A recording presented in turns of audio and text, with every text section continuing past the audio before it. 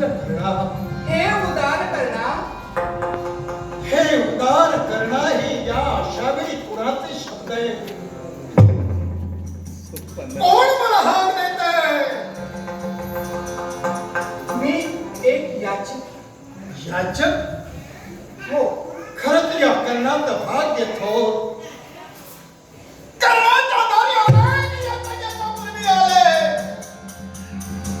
उद्याच्या गुरुच्या रणभूमीवर जाणारा कर्ण युद्धासाठी उभा टाकणार.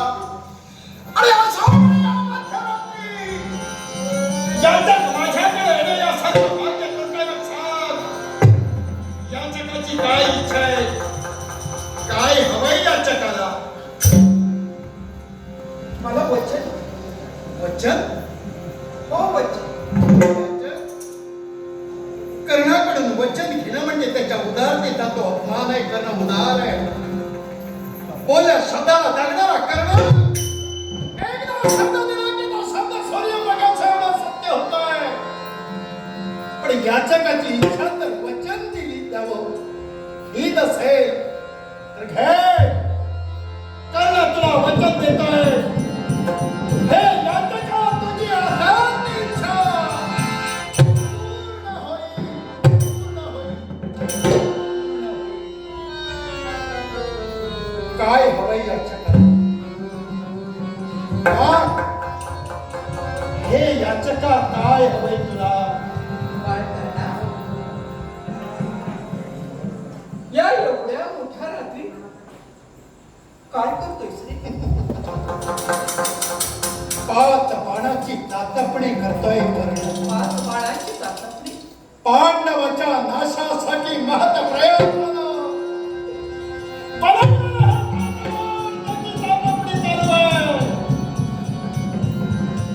पाच पांडवांच्या घातासाठी बनवलेले पाच बाळ.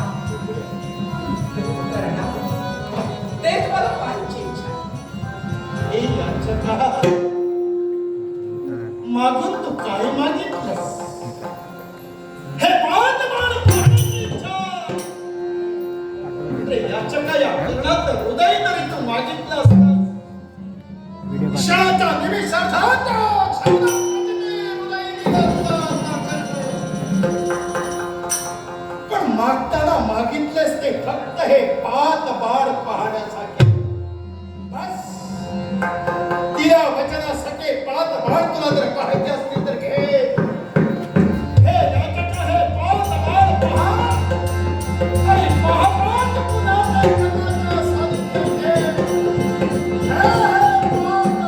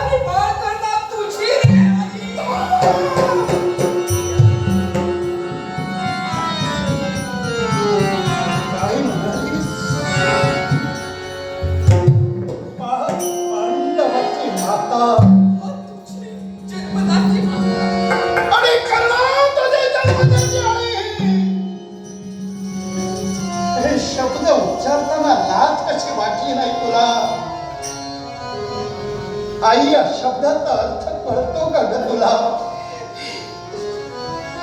अगं अथांग सागराचा अंत लागेल पण आईच्या हृदयाचा ठाव जगात कधीच कुणाला लागला नाही. त्या तुझ्या कर्णाची आई म्हणून यावीस. आज वाटली नाही तुला कर्णाला बाळ म्हणता का? कर्ण तुझा पुत्र आहे. कर्ण तुझा मुलगा म्हणून आलीस. मग सांग जन्म झाल्या दिवसापासून आज या वयात येईपर्यंत कुठं होतं तुझ्या आईचं प्रेम? या क्षणापर्यंत तू जर आई होतीस तर ती आईची ममता आजपर्यंत कुठं राहिली होती? कालपर्यंत स्वतःच्या मुलाची आठवण झाली नाही. ज्या मुलानं अनेक शिंतोडे उडवून गेले, लाक्षणास पच्चीनं जगणारा कर्ण अपमानित चिन्ह जगत आला. आज या कर्णाची आठवण तुला आली. आज कर्ण मुलगा म्हणून तुला भेटण्यासाठी तू इथं आली.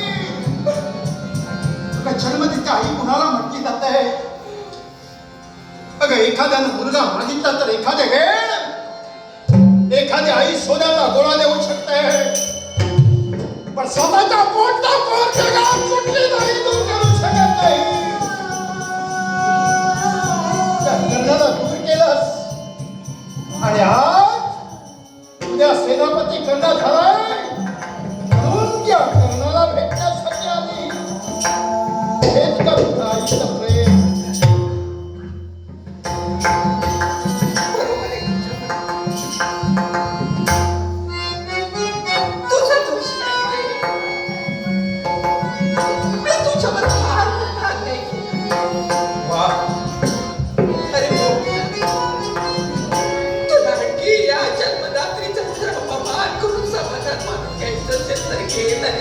अपमान मला तुझ्यासाठी हे सगळं थांब राजमाते. मी मान्य करतोय जगनिंदा जगापवाद होईल आणि म्हणून तुम्हाला दूर केलं. मग आज आलीस ना मुलगा म्हणून, मग याच्यापूर्वी अशा घटना घडल्या आठवण करून देतोय. त्यावेळी हस्तिनापुरात वास्तविक स्पर्धा भरली. प्रत्येक योद्धा आपला कला कौशल्य त्या स्पर्धेत दाखवत होता. अनेकांनी आपलं कला कौशल्य दाखविलं. तसं धनुर्धारी पार्थ अर्जुनानं त्या स्पर्धेत आपलं सर्व कला कौशल्य दाखवलं. त्या स्पर्धेतून जिकडे तिकडे आठवणी बाहेर पडले. धनुर्धारी पार्थासारखा धनुर्धार कोणी नाही, पण एक सारखा जय जयकार होऊ लागला. त्याच वेळी त्या स्पर्धेत कर्ण उतरला गेला. त्यावेळी तूही होतीस ना ग? हो होते तिथं मी उपस्थित. ज्या पार्थानं जेवढं कला कौशल्य तिथं दाखवलं, ते कला कौशल्य या कर्णानं दाखवतात काय घडलं? सर्वजण कर्णाच्या नावाचा जय जयकार करू लागले. पण त्यावेळी श्रेष्ठ व्यक्तीच्या मुखातून एक प्रश्न उभा राहिला. कर्णा कला कौशल्य तू दाखवलंस, पण कर्णा तू कोण आहेस? कोण कुलात तुझा जन्म झाला? कोण तुझे आई बाप? हा प्रश्न विचारला तेव्हा माझ्याकडे उत्तर नाही. त्याच वेळी तो दांडगा भीम त्याचे शब्द आठवतायत का? अरे कर्णा, कला कौशल्य दाखवणारा माझा नरकेशरी सिंह कुठं? आणि एका जीर्ण पर्ण कुटिकेवर बसून कर्कश ओरडणारा तू कावळा कुठं? तू होतीस ना त्यावेळी? अरे होती. मग का सांगितलं नाहीस त्यावेळी की कर्ण माझा मुलगा? त्यावेळी कुठे गेला तुझा आईचा त्या प्रेम? प्रश्नाचं उत्तर देण्यासाठी द्वेषानं उठले रे. द्वेषानं उठले.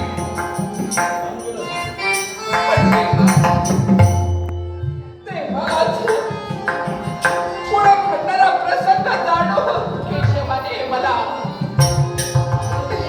तिथं बसविली निरुत्तर झालेली. वा, म्हणजे त्यावेळी तू निरुत्तर झालीस. राजमाते, कर्णानं अपमानाचं विषद पिदाला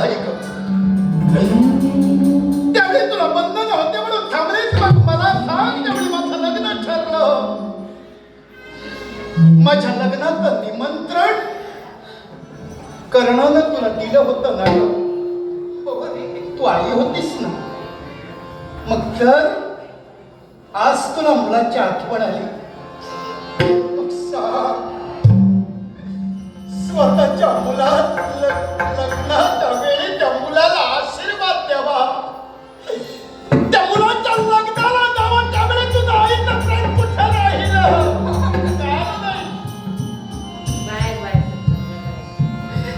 तुला संकट निर्माण झाला त्या गोष्टीचा.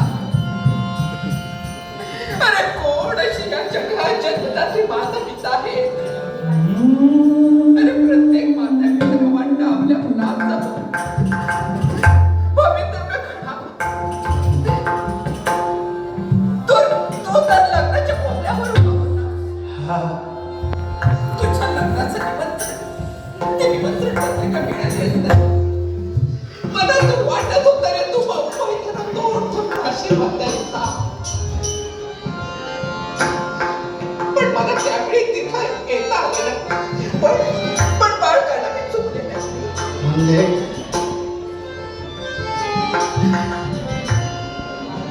तुला उठायताना आशीर्वाद देण्याची इच्छा असून सुद्धा संधी मिळत नाही. त्याबद्दल मी खूप रडले रे.